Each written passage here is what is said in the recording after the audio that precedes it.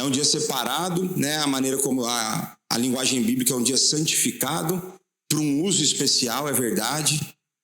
E por conta disso, o meu argumento é de que não existe nenhum evento na face da terra que seja mais importante do que o dia do Senhor. Não existe nada, nada se compara. Não é o teu casamento, não é o nascimento do teu filho, não é um jogo, não é... Nada se compara ao dia do Senhor. Existe algo de especial nesse dia, né? E o meu argumento todo tem sido apresentar o conceito para vocês, e a partir do conceito vocês vão começar a tomar as decisões para a sua vida, né? Eu falei que o meu objetivo aqui não é apresentar uma lista de o que é certo e o que é errado, apesar de algumas coisas serem muito óbvias, e quando for muito óbvio eu vou falar, mas existem coisas que são mais situacionais, né? Mas, então, parte do meu argumento foi: esse é o dia mais importante que existe. O evento, eu não gosto de chamar de evento, mas aquilo que acontece aqui dentro... Ademar, faz favor. E então o culto no dia do Senhor é o evento mais importante que tem na tua vida. E se ele é o evento mais importante que tem na tua vida, como que você se organiza ou como você pensa a sua vida? É a partir dele. Então, normalmente, aí eu vou falar só pela época que eu vivo, na época que nós vivemos, aí eu vou me incluir no pacote, vai. Nós tentamos organizar a nossa vida de tal forma que depois que a gente organiza o que a gente quer fazer, a gente tenta colocar Deus. Falando besteira ou não? Então, eu vou separar o meu tempo de devoção. Como que eu faço? Quando eu tenho um tempo. Às vezes você vai tentar deixar o dia do Senhor para que horário? O dia do Senhor não. A sua vida de devoção, às vezes você deixa para que horário? No final do dia. E aí no final do dia, eu tenho a brincadeira que você vai fazer oração, você está tão cansado que ou você dorme na presença do Senhor, então no meio da oração você apaga, ou você está lá a orar e você fala assim: Senhor, perdoa meus acertos, abençoa meus pecados. Você começa a inverter o negócio todo. Por quê? Porque você está dando o seu pior para Deus. Você está dando aquilo que sobrou. E o conceito bíblico, e esse é o conceito bíblico inclusive com as questões da finança, na questão dos dízimos, o que nós temos que dar para o Senhor? As primícias. Aquilo que é melhor. Então, quando eu vou pensar na minha agenda, ao invés de eu encaixar Deus quando sobrar, eu tenho que falar assim: qual é o meu melhor horário? Para esse horário, então, oferecer ao Senhor.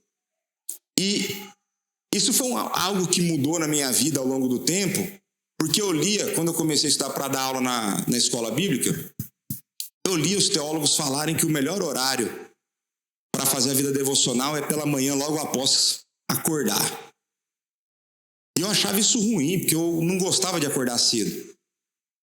E pronto, e com o tempo eu fui sendo convencido de que eles tinham razão.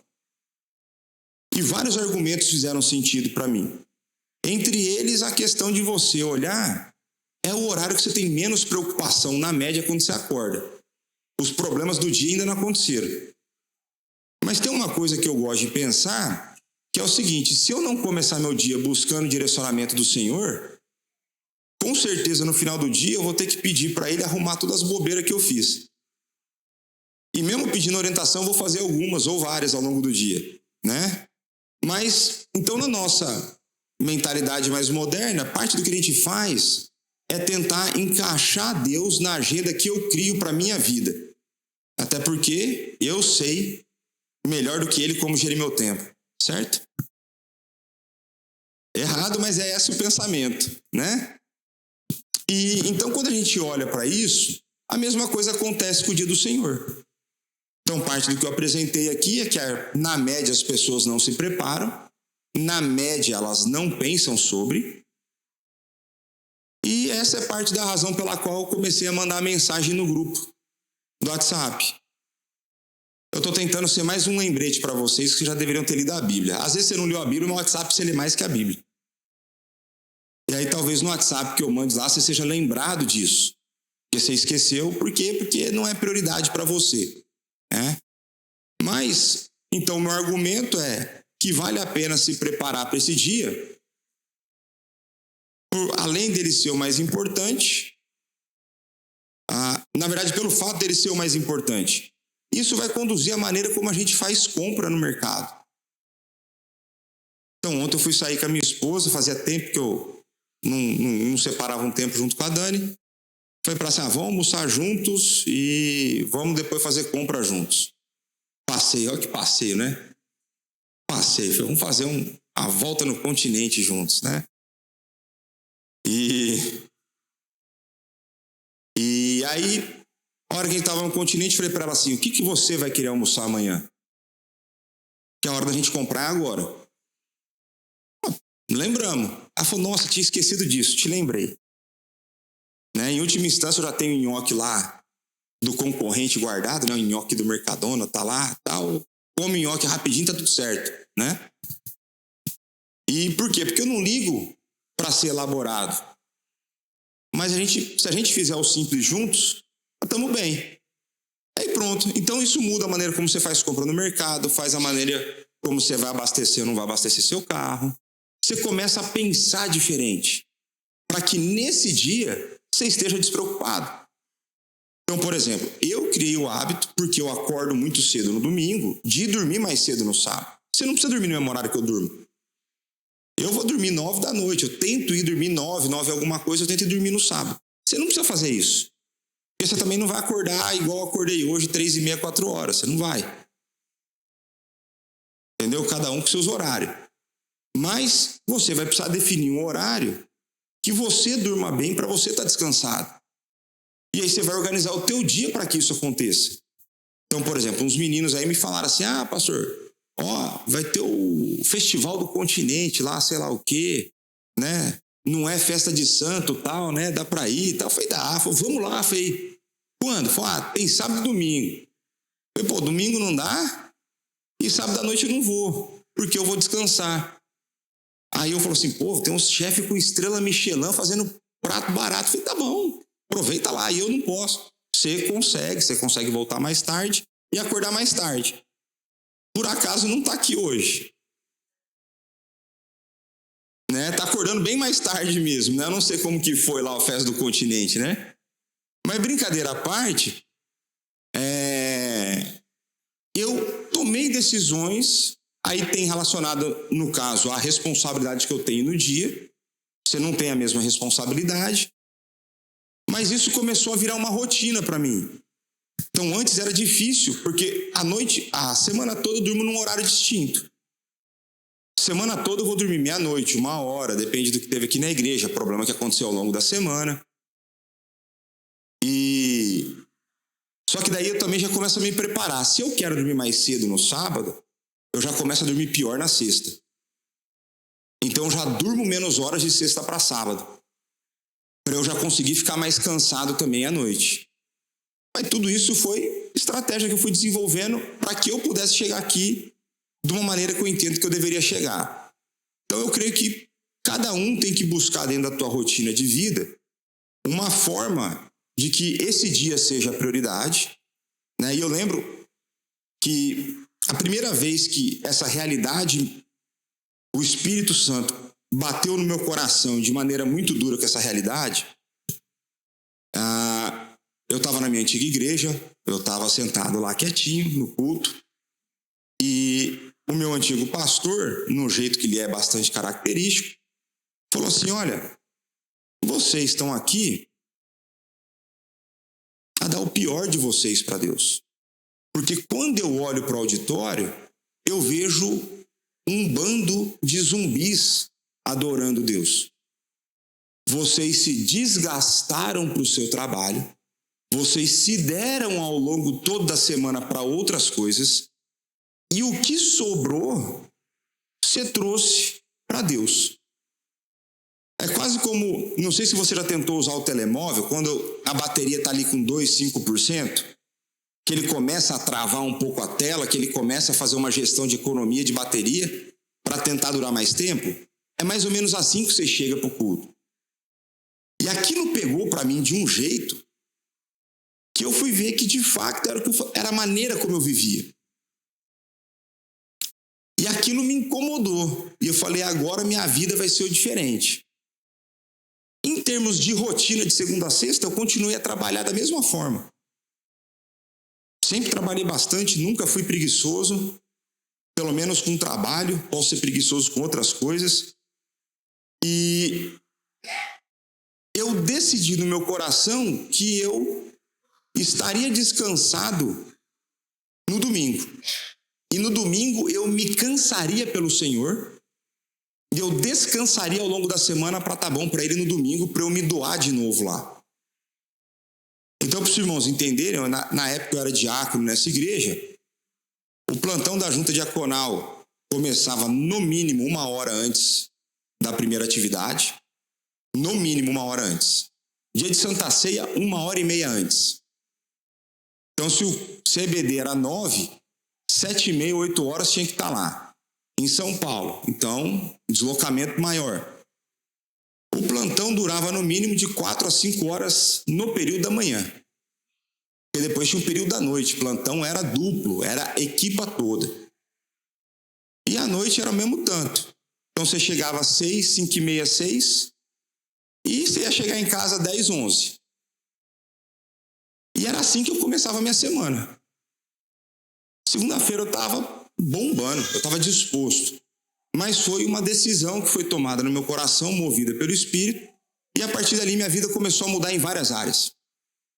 Então, essa ideia da gente perceber esse conceito e a maneira como você pode, se você quiser, buscar viver uma vida que agrada mais a Deus, isso vai começar a mudar a maneira como o teu coração decide as coisas, e as coisas que não são importantes, que hoje você valoriza, começarão a perder importância. Então eu dou exemplo dos meus pecados. Eu dava aula na EBD, era professor de EBD, e eu sempre gostei de luta. Então eu assinava o UFC.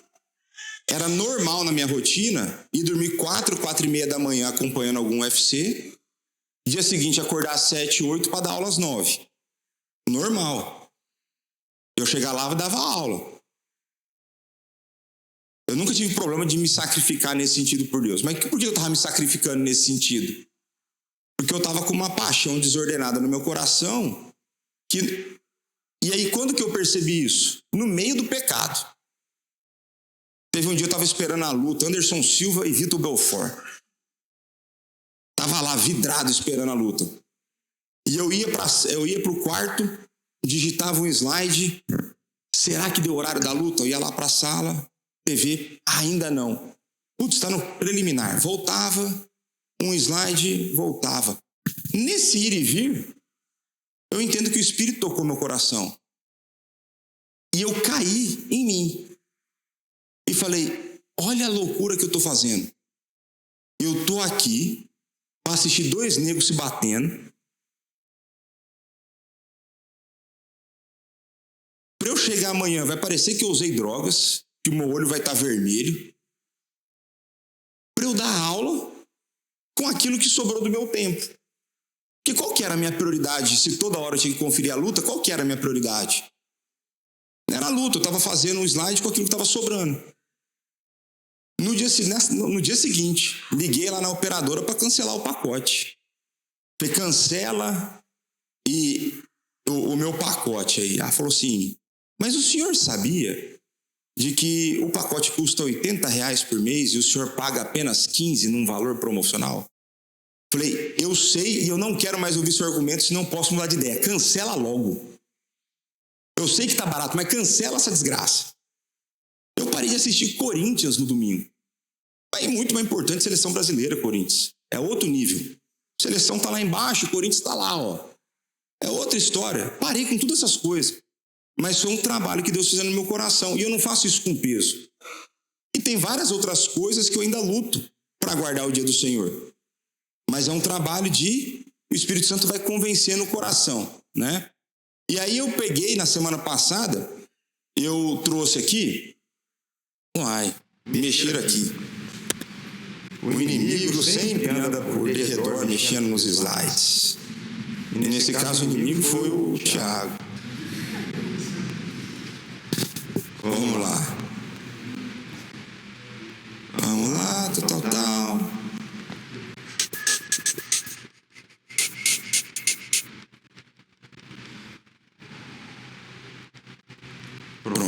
Chegamos no slide certo. E aí eu contei para vocês a história do... Foi o último slide, foi esse. Eu não consegui passar o slide todo, mas eu quero só recapitular algumas coisas. Quem lembra da história do Eric Liddell aqui? O Ademar, mais alguém? Não. De maneira resumida, o que é a história dele? A razão pela qual eu trouxe aqui. Pronto, então ele recusou-se a participar de uma prova nas Olimpíadas, na qual ele era o favorito disparado, né? Em que a chance dele ganhar o ouro só não existia se caísse um raio e partisse ele ao meio, né? E ele deixa porque ele entende que é o dia do Senhor, ele não deveria trabalhar no dia do Senhor. Ele não deveria ter aquele tipo de atividade no dia do Senhor. E ele foi lá, sofreu pressão no país dele, porque a Inglaterra tinha certeza que ia receber uma medalha, né? E o que eu acho engraçado é que isso aí é na década de 20, se eu não estou enganado, 1920 alguma coisa. Um crente se recusou a correr nas Olimpíadas numa medalha que era praticamente certa. Hoje, tem crente que acorda no domingo e falta ao culto para correr na rua. Para ganhar, lá no Brasil tem aquelas corridas de rua, um dos negócios que eu mais odeio na minha vida, porque era o único dia que não tinha trânsito em São Paulo, eles deram um jeito de botar trânsito em São Paulo. Interditando rua. Quer correr, vai na passadeira, meu amigo. Vai na tomada lá e corre na passadeira. Mas nós queremos ar livre. Põe a passadeira no meio do parque. Mas sai da minha frente, né? E aí o cara paga para correr na rua e o prêmio dele é uma medalha que todo mundo ganha, é uma banana. É o crente banana mesmo. É o crente banana. Então o cara deixa de ir ao culto ou se esquece do Senhor para fazer uma prova em que é hobby. É loucura. Mas então só um exemplo do Eric Liddell. Aí depois eu trouxe para vocês a história da viagem de São Luís para o Oregon, né? Da divisão que houve dentro do comboio, né? Uns queriam viajar, não queria, tal. Então pronto, a gente viu lá quem chegou primeiro. Aí falei para vocês a história de um país, do culto num país perseguido, né? Onde irmãos nossos muitas vezes precisam viajar 2 horas de carro, mas porque hoje, quando você fala que alguém demora 2 horas de carro para vir para Pedras Vivas, o que você acha dessa pessoa?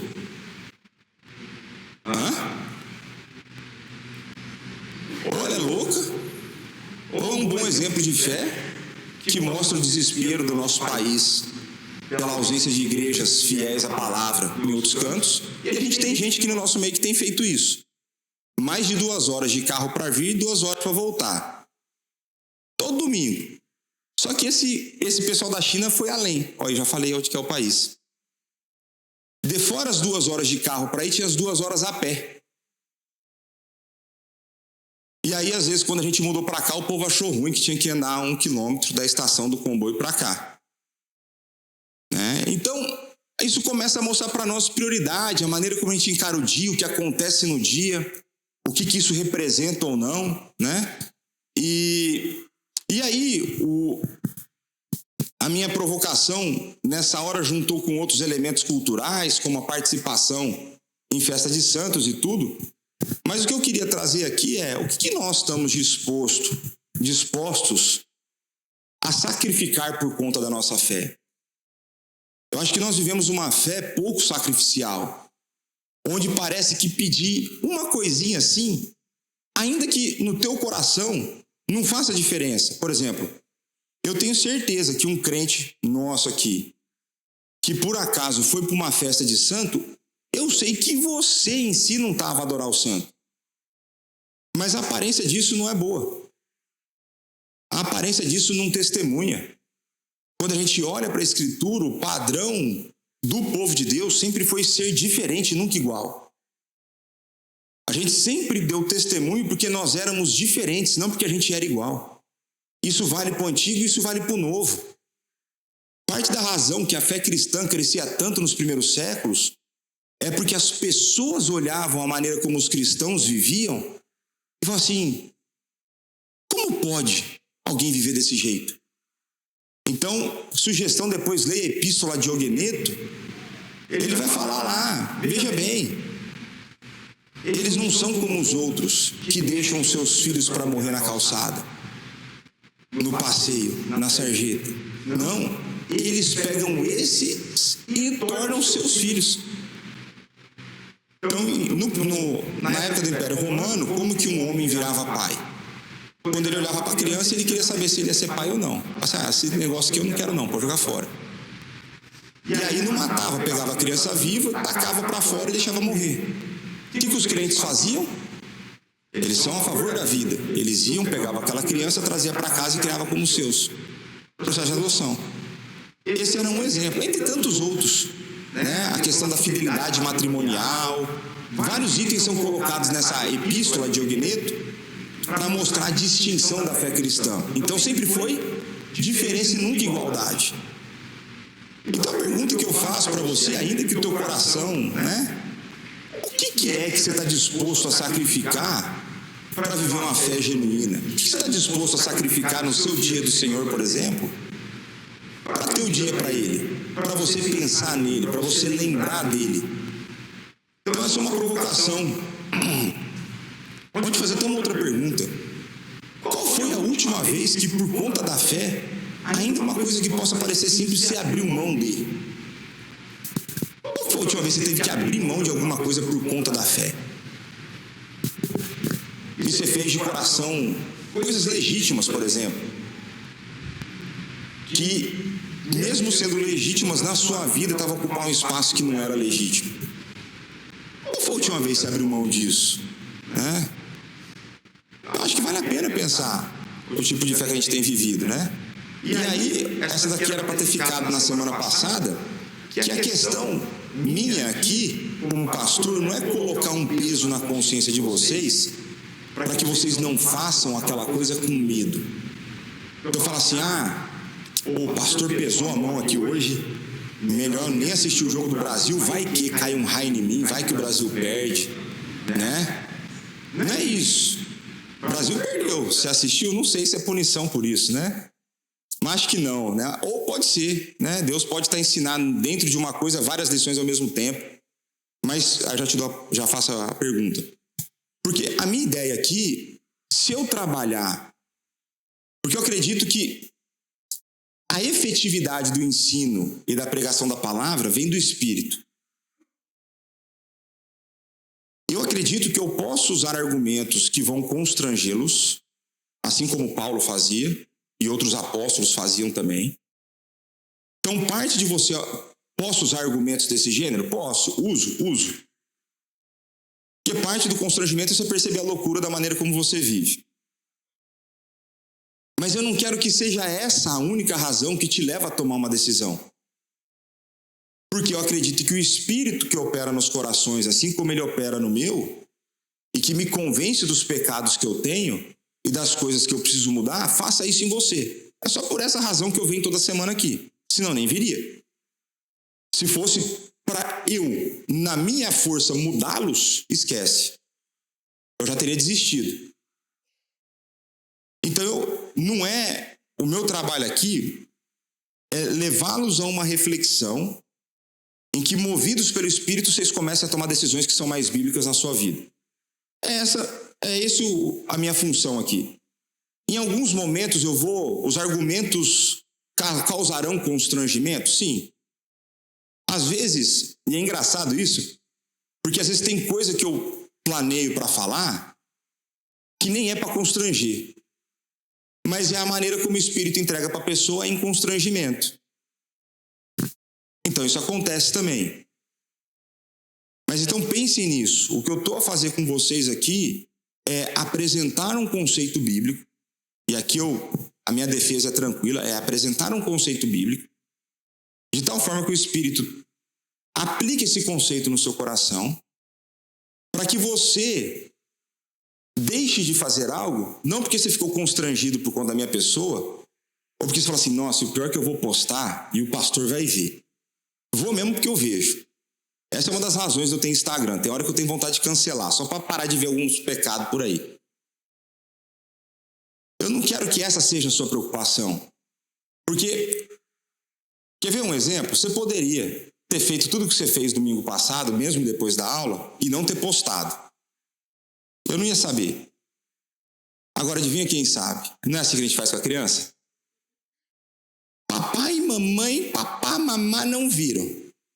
Adivinha quem viu? Não é assim que a gente faz ou não? Ou é besteira que os pais fazem isso? É isso mesmo, não é? Olha lá, o seu Geraldo tá lembrando de quando tinha os miúdos dele lá. O pai e a mãe não viu, mas Deus está vendo. E é ele que traz a justa justiça e a punição. Não é isso? É ele que desce o martelo. Então pronto, né? Então a questão minha não é ficar FBIs, né? Ficar investigando a vida de vocês. Ano passado eu fui numa conferência e uma das falas que mais me marcou no evento todo foi que a principal função do pastor é levar as pessoas a ter um encontro com Jesus. Seja isso através do ensino, através da pregação, mas que na pregação, se eu não levá-los a Jesus, eu não cumpri a minha função.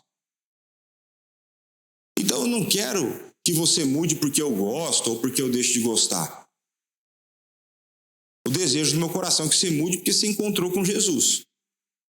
E ele trabalhou no seu coração. Mas deixa eu voltar para a Denise na pergunta dela.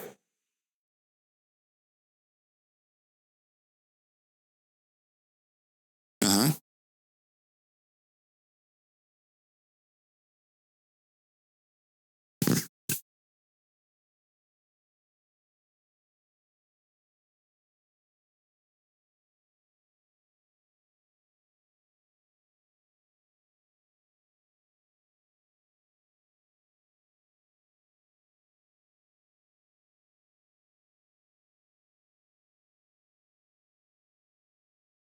Então, então a Denise fez uma pergunta aqui que é a seguinte, e veja, e para mim essa é a grande luta cristã, para você ter um cristianismo maduro, uma fé madura, não dependente, em última instância, de uma lista apenas de coisas de fazer e não fazer.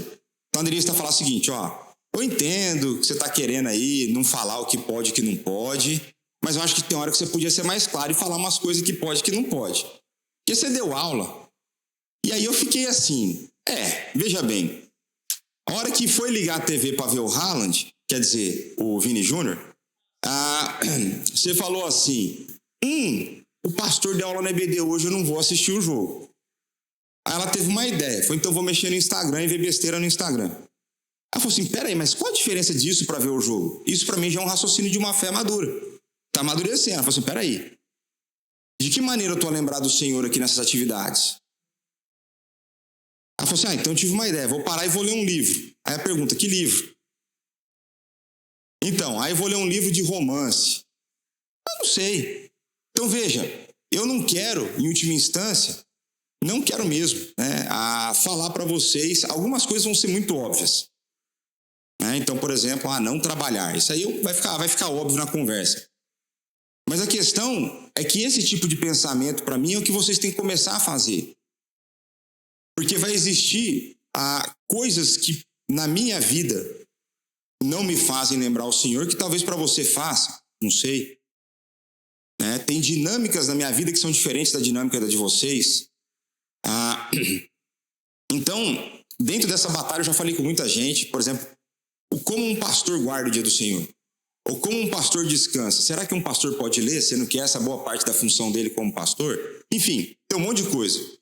Mas eu quero trazer o conceito e que você vai buscar na palavra, direcionamento do Espírito, e em casos específicos eu posso auxiliá-los. A gente pode orar junto, pensar junto sobre, Mas eu vejo que boa parte do desafio é esse. É chegar à conclusão, porque senão, o que vai acontecer? Vou lembrar aqui de uma pessoa que eu discipulei no passado, e essa pessoa veio de um contexto neopentecostal, em que ela foi abusada espiritualmente nesse contexto neopentecostal, mas todas as decisões dela passavam pelos líderes. Então, de alguma forma, ele buscava uma validação no líder. Faço isso, não faço isso, vai por esse caminho, não vai por esse caminho. E tanto é que essa pessoa chegou tanto com essa carga que quando eu me dispus a discipulá-lo, ele falou, tá bom, quanto custa? Não custa nada. De graça recebi, de graça eu estou te dando. E aí, para ele, é uma das coisas que ele conta até hoje no testemunho dele. Pô, o Léo não cobrou nada para fazer o negócio. E aquilo para mim na época foi um choque. Mas eu fui caminhando com ele. E aí ele falava, ó, me ofereceram um contrato assim, XPTO, XYZ, o que você acha? Aí pronto, ó, isso, pensa assim e tal. Chegou um dia que eu comecei a perceber que eu comecei a virar uma figura igual ele tinha antes, mas mais bíblica. Só que ele ainda não tomava as decisões por si. Ele ainda não pensava biblicamente. E aí um dia ele me ligou e falou, ó, tô com essa... Eu falei, ó, agora você precisa começar a pensar biblicamente. Eu não posso ser seu pai no sentido de que eu vou tomar as decisões por você. Acho que você precisa começar agora a desenvolver e você vai cometer erros nesse processo. Mas comece a usar critérios bíblicos para analisar os pontos. Faz sentido a minha imagem estar associada a esse tipo de coisa? Faz sentido aquilo outro? Então, parte do desafio de você criar cristãos maduros está relacionado com isso, de você criar pessoas que não dependem de uma figura humana que não seja o Deus encarnado para tomar suas decisões. Essa pessoa, na figura do pastor, do conselho, enfim, irmãos na fé e tal, podem te auxiliar em algumas decisões. Isso pode acontecer. Existem decisões que são difíceis de serem tomadas. Eu me deparo com algumas delas com uma certa frequência e eu saio ligando e fazendo consultas. Mando áudios e falo, fulano, já aconteceu tal coisa na igreja que você serve? Se aconteceu, de que maneira você postou? Que decisão você tomou? De que maneira você lidou com isso? Então, na multidão de conselhos, há sabedoria. Mas, ao mesmo tempo, há a minha responsabilidade de, no mínimo, pensar acerca do assunto para poder tomar uma decisão, né? E a minha ideia é levá-los nesse processo. Agora a gente volta para a confissão. E a minha ideia, o texto da confissão, ele é relativamente simples, porque na época isso não era um problema. A guarda do dia do Senhor, na época, para eles não era um problema, era algo tranquilo na vida da igreja, era algo comum na vida da igreja. Então, são 2 parágrafos só. Então, a minha ideia é tentar conseguir avançar nos 2 parágrafos, não hoje, naturalmente, mas avançar nos 2 parágrafos, e depois eu entrar com conceitos adicionais e desafios para os nossos dias, alguma coisa do gênero, tá bom? Então, vamos lá, ó. Só ler de novo o parágrafo, a gente já leu na primeira aula. Está escrito assim, é lei da natureza que, em geral, uma devida proporção de tempo seja destinada ao culto de Deus. Em sua palavra também, por um preceito positivo, moral e perpétuo que obriga todos os homens, em todas as épocas, Deus designou particularmente um dia em 7 para ser um sábado, para ser um descanso, santificado por Ele. Desde o princípio do mundo até a ressurreição de Cristo, esse dia foi o último dia da semana. Desde a ressurreição de Cristo, foi mudado para o domingo, para o primeiro dia da semana. Dia que na Escritura é chamado do dia do Senhor, que é o domingo. E que há de continuar até o fim do mundo como sábado cristão. Então a gente vai ver que a gente tem tanto passagens do Antigo como passagens do Novo para apresentar esse ponto. Então vamos começar aqui com um texto clássico do mandamento, Êxodo 20, e aí está só uns pedaços, né? Faltou o verso 9 aí, mas é proposital. Diz assim a palavra do Senhor: lembra-te do dia de sábado para o santificar. 6 dias trabalharás e farás toda a tua obra, mas o 7º dia, você vê que ele não fala o sábado é o sábado. Ele fala o 7º dia é o dia de sábado, que no hebraico é o dia de descanso. Mas o 7º dia é o sábado do Senhor, teu Deus. Não farás nenhum trabalho, nem tu, nem teu filho, nem a tua filha, nem teu servo, nem tua serva, nem teu animal, nem o forasteiro das tuas portas para dentro, porque em 6 dias fez o Senhor os céus e a terra, o mar e tudo que neles há. E ao 7º dia descansou. Por isso, o Senhor abençoou o dia de sábado e o santificou. O que a gente consegue aprender com esse texto aí?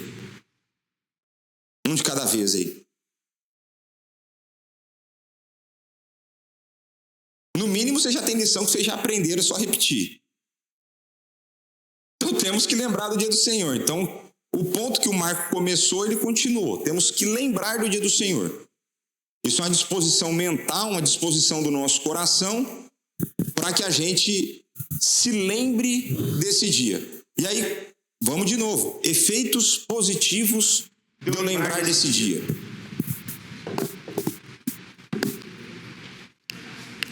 Oi? Então, um efeito positivo é, uma vez que eu lembro do dia, eu me preparo com antecedência. O que mais? Lembrar que é o dia mais importante. O que mais? Então, descansar, dormir bem, para poder chegar aqui e estar preparado para passar o dia na presença do Senhor. O que mais?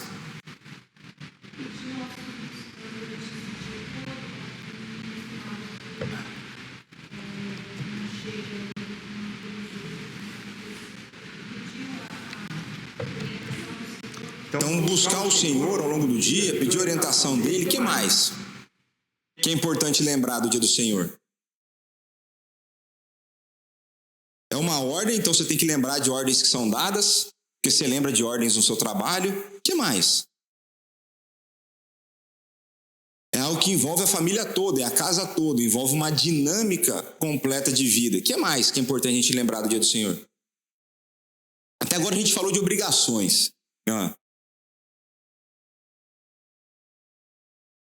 Lembrar de o santificar, que é a ideia de separar, né? Então, envolve a ideia do planejamento familiar, tudo mais, né? O que mais que é importante lembrar desse dia?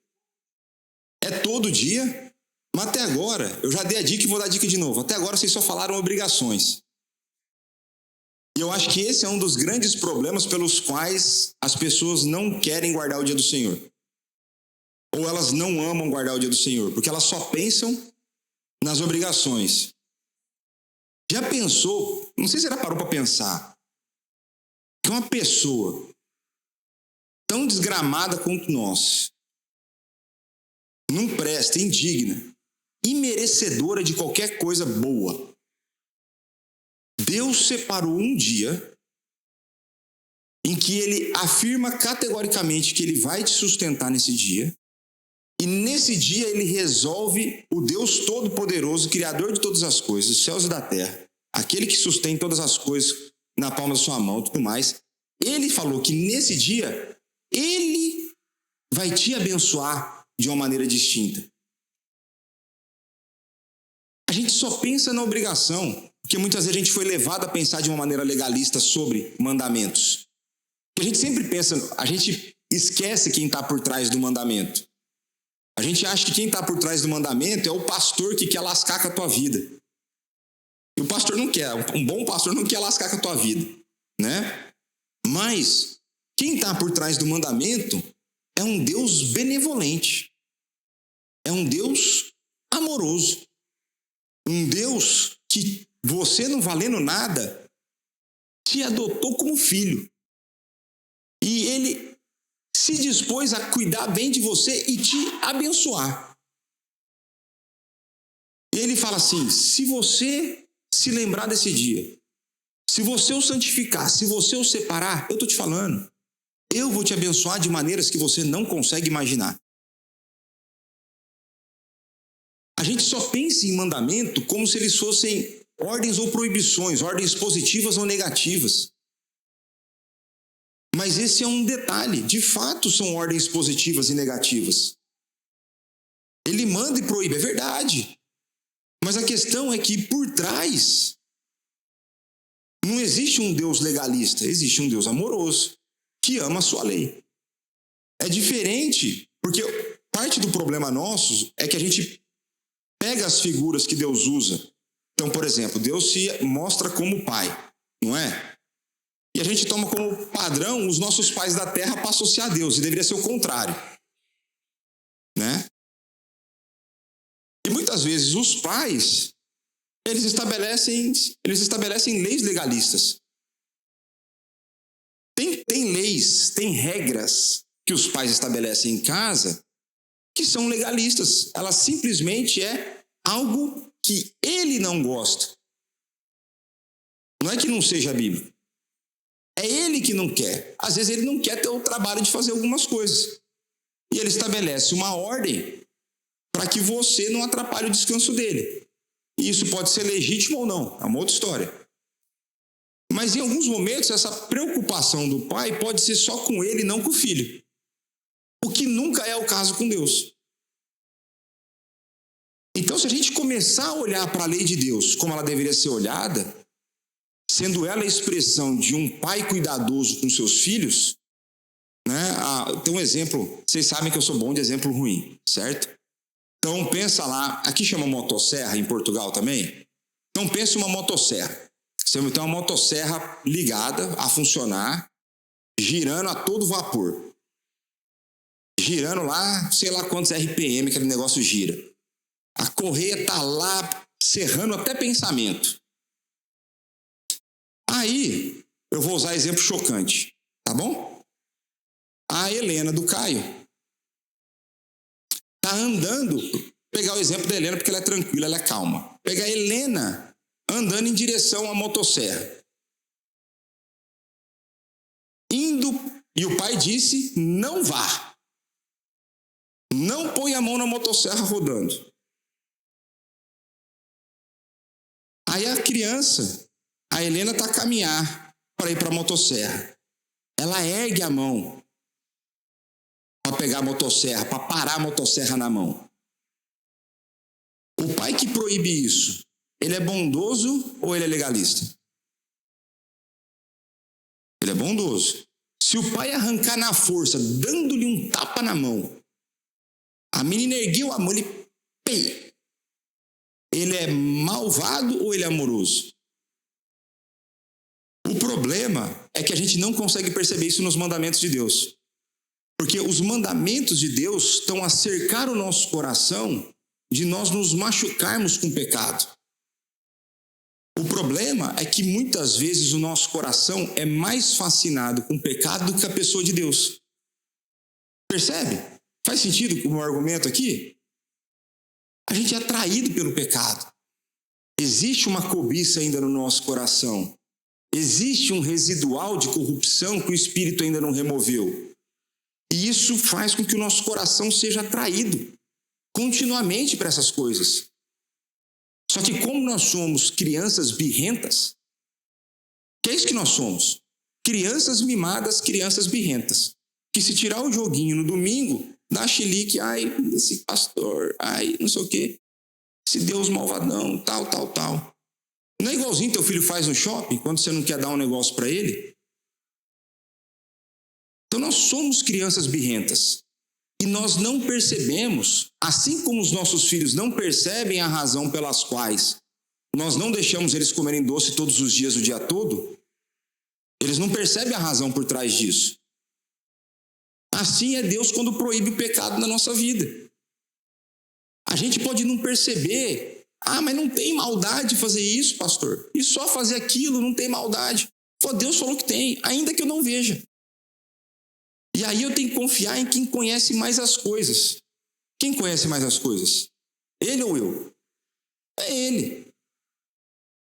Então, se a gente começar a perceber que mandamento bíblico é expressão de amor e cuidado, de um Deus amoroso, que é justo, que se ira e tudo mais, mas que é um Deus amoroso, Deus não quer que a gente sofra de maneira desnecessária na nossa vida. Então ele está a cuidar de nós. A hora que a gente começar a olhar para isso e perceber que esse Deus estabelece, inclusive, mandamentos, como separe um dia para mim, aí, por exemplo, agora eu vou falar com os pais. Você está lá bravo que teus filhos não largam o videogame, não largam o computador e não largam o telemóvel. Mas você não dá exemplo para o seu filho que você também não consegue ficar sem. Por exemplo, quantos de nós conseguem passar o domingo todo sem dar uma conferida nas redes sociais? Veja, às vezes a gente estabelece um duplo padrão. A gente põe para os outros e não põe para a gente. Então, sei lá, eu demando do meu filho vida devocional e ele nunca me vê fazendo. Aí,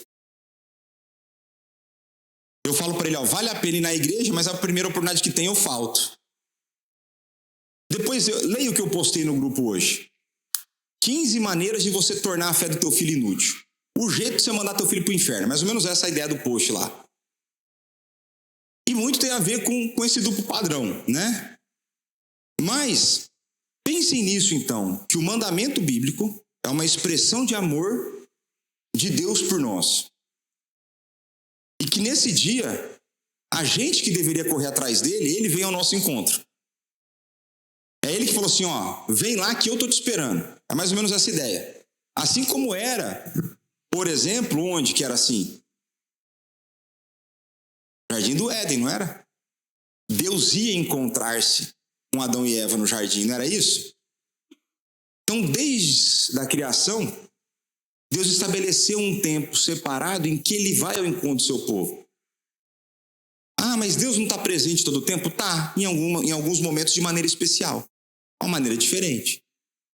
Então, nesse dia, eu vou falar de novo, porque às vezes você esquece disso e eu me esqueço disso. Você que não vale nada, Deus resolve, o Criador de todas as coisas, o Deus Todo-Poderoso, Santo, vira ao teu encontro para te abençoar. E o chamado dele para nós é esse. Guarda esse dia, porque eu quero te abençoar de uma maneira que você não vai conseguir compreender. Eu vou trabalhar no teu coração de tal forma que eu vou remover as ansiedades da tua vida. Eu vou dar descanso para a tua alma em meio ao sofrimento. Em meio às dificuldades da vida, eu estou com você.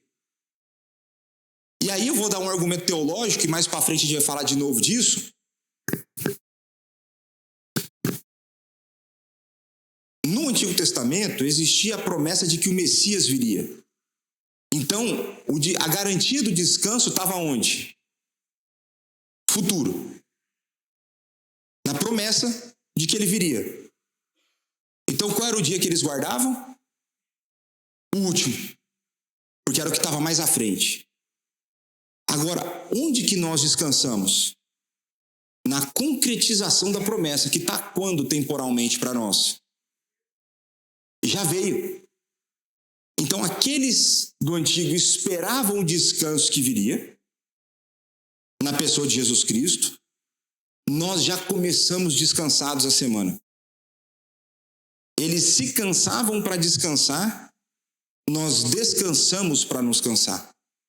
Isso tem a ver com paralelos com a história da redenção. Eu posso elaborar mais isso para frente. Mas pensa que agora existe um descanso superior que virá, mas ele já veio. Porque ele já veio, a gente tem certezas e nós temos concretização de coisas que não aconteciam no antigo. Como, por exemplo, a plenitude do Espírito. Está vendo como que a teologia vai toda se entrelaçando e as coisas vão fazendo sentido? Então, hoje a vida do crente, a semana dele começa no descanso. Por quê? Porque teve um que veio e fez a obra no nosso lugar. Então, existe um dia separado, especial, para que a gente faça isso. O que mais que a gente consegue aprender aqui no texto?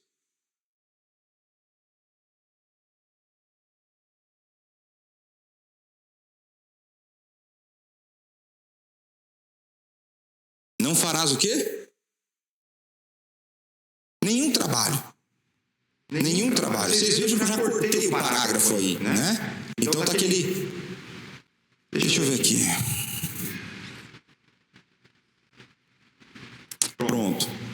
Então, nenhum trabalho. A ideia por trás aqui de nenhum trabalho é nenhum trabalho no qual a gente faça o quê? Provisão para o nosso lar. A ideia de que nós não trabalharemos, porque a guarda do dia do Senhor também não é um chamado ao ócio. Não é para você não fazer nada. A gente tem que começar também a tomar cuidado, que às vezes pode levar para outro extremo. Então, a gente pode tirar um cochilo no domingo, à tarde? Pode. Não tem problema nenhum. Eu às vezes tiro um cochilo no domingo à tarde, não tem mal. O que você não deveria fazer? Terminou o culto, dorme a tarde toda a noite e já emenda para segunda-feira. Aí também já não parece uma boa prática. Mas um cochilo não tem mal, né? Tranquilo. Tem o descanso do corpo também. Mas veja que nós temos que abrir mão de fazer aquilo que a vocação que Deus nos deu para trazer o sustento para dentro de casa. Então é parar com o trabalho, seu Geraldo.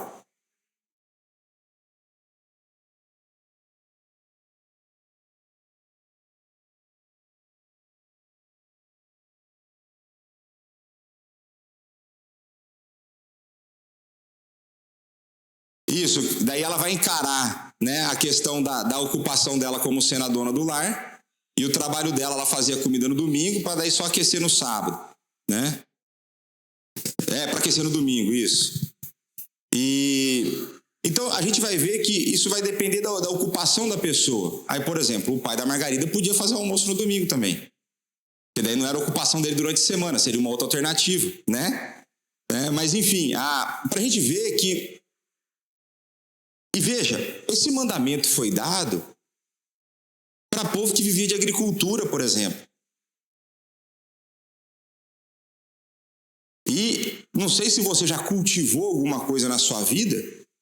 Se você não cuidar, se você não regar, se você não isso, você vai perder. Se você não colher no dia que você tem que colher, você vai perder. E qual que era a decisão que eles faziam? O mandamento é: não colhe, não rega. Quem que também não trabalha? Nem os animais, se você for ler. E não é nem o pai terceirizar para o filho a responsabilidade de cuidar do campo. Foi um dos livros que eu estava a ler, enfim. Na verdade, foi uma palestra que eu assisti, acho que foi o tio do pastor que falou lá, enfim, de que quando ele tomava conta da fazenda, no sábado, ele dava o dobro de comida para o cavalo, o boi.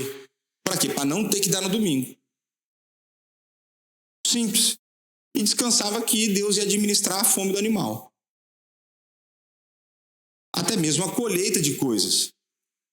Pastor, mas aí é muito radical. Você fala com quem mandou a revelação. Aí você fala com o Espírito que guiou Moisés. Aí você conversa com aquele que levou ele para cima do monte e deu o tablet com a lei escrita. Aí você conversa com ele, não conversa comigo. Só que só o CTT, só estou entregando a mensagem. Então, quando a gente começa a olhar para isso, a guarda do dia do Senhor, ela é uma declaração de fé de que nós confiamos no nosso Deus a tal ponto de que Ele é capaz de nos sustentar por um dia sem que a gente faça nada. Você acha que Ele consegue sustentar a gente pro resto da vida sem que a gente faça nada? Consegue. Mas é uma forma que Ele ensina o nosso coração, porque Ele também nos deu vocação, Ele nos deu um mandato cultural de trabalho, a gente precisa trabalhar. Deus nos deu isso. Mas ao mesmo tempo Ele mostra que o trabalho que nós fazemos, o sustento não vem da nossa força, mas sim dEle, que nos capacita a fazer o que nós fazemos e nos capacita, inclusive, quando nós não fazemos. E nos sustenta, inclusive, quando nós não fazemos em obediência a Ele. Oi.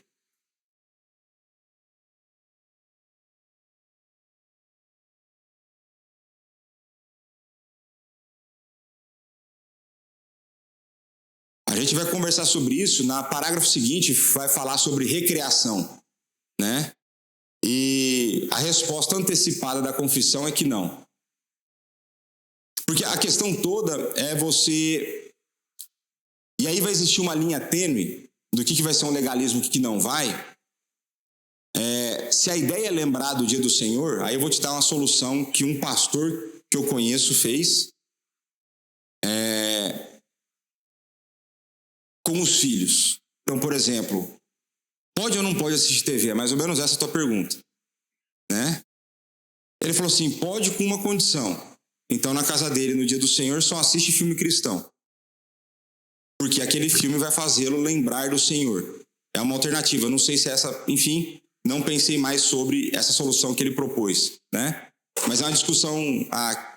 que ele falou isso em sala de aula, porque foi uma pergunta que eu fiz para ele. E é algo que ele postou recentemente por conta das discussões do jogo da Copa. Mas o que eu quero mostrar para vocês é de que esse guardar o dia do Senhor é uma declaração de fé, de que nós confiamos num Deus que diz em Mateus 6 que nada vai nos faltar de vestimenta e de alimento, das nossas necessidades. Mas mais sobre isso no próximo domingo. Nós começamos aqui com o mandamento. A gente vai ver que esse padrão, o próprio mandamento usa a criação como um padrão. Então a gente já começa a perceber que esse mandamento, ele não pode ser abolido se ele foi estabelecido na criação. A gente começa a ver que há um aspecto moral nesse mandamento. Mas já começa a pensar, preparar o coração para a próxima semana, para o próximo dia do Senhor. E no próximo dia do Senhor a gente continua aqui, se Deus quiser, esse assunto. No próximo dia do Senhor. Eu estiver aqui, é isso. Então pronto, então vamos orar? Pai, muito obrigado por esse momento, obrigado pela tua palavra, obrigado pelo teu imenso amor e cuidado para conosco. Obrigado pela obra redentora do nosso Salvador, obrigado pela habitação do Santo Espírito e obrigado pelo teu amor que é derramado sobre nós continuamente. Obrigado, pois o Senhor, sendo um Deus amoroso, separou para nós um tempo. O Senhor separou para nós um dia na semana em que nós podemos descansar o nosso coração das aflições desse mundo caído. O Senhor nos deu um dia para que nós possamos ser lembrados da tua existência, do teu governo, da tua soberania, e sermos lembrados da realidade que nos espera, onde o pecado já não existirá, onde as dores e sofrimentos não mais existirão, e que o nosso coração possa ser recalibrado, possa ser fortalecido, animado, a nossa esperança renovada, para que nós possamos seguir na batalha nesse mundo que sofre tanto as consequências do pecado. Obrigado, pois o Senhor é tão cuidadoso conosco. O Senhor tem cuidado de nós em cada detalhe da nossa vida. E o dia do Senhor é um desses cuidados. Muito obrigado por isso, Pai. Dá-nos um coração que ama o Senhor. Dá-nos um coração que ama o seu dia. Dá-nos um coração que anseia por esse momento, para que sejamos transformados, fortalecidos, santificados, Pai. É o que nós te pedimos, agradecemos no nome do nosso Senhor e Salvador Jesus Cristo.